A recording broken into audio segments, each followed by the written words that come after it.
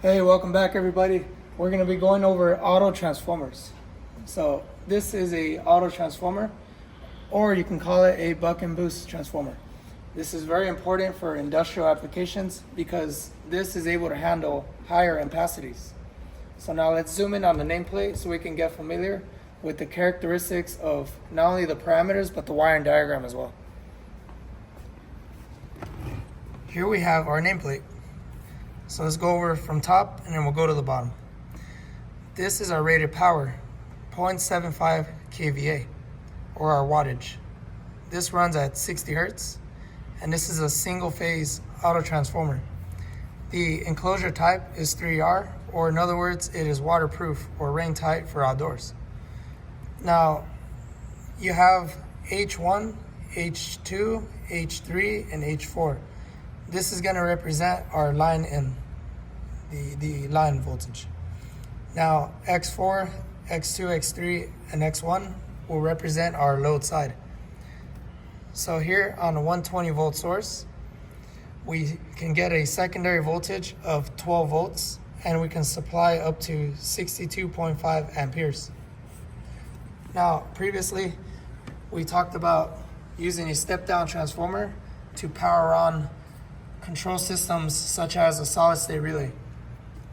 Now, this device here, step-down transformer at 40 volt amps, can supply approximately 1.6 amperes because of its secondary voltage.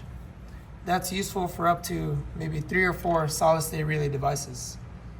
Each of these lamps here draw about 110 milliamps, so that's why this is feasible for such a system like this.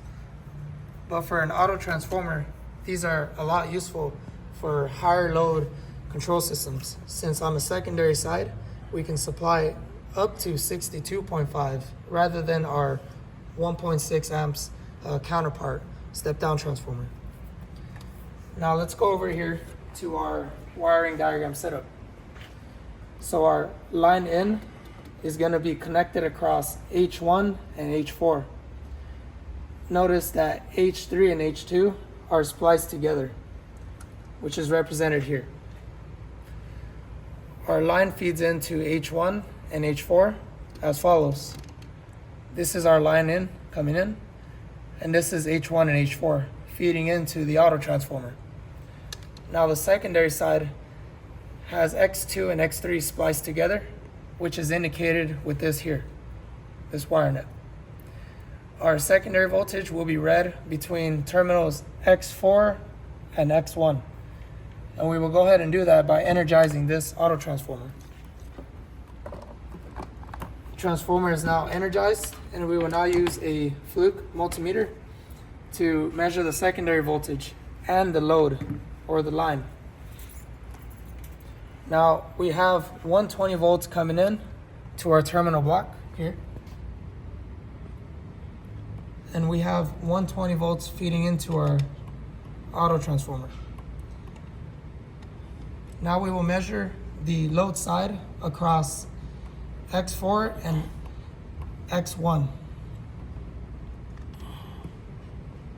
We are getting a reading of 13.27, which is close enough to the expected 12 volts or secondary. So now de-energize the source. And this is the overview of auto transformer or buck and boost transformer. Thank you.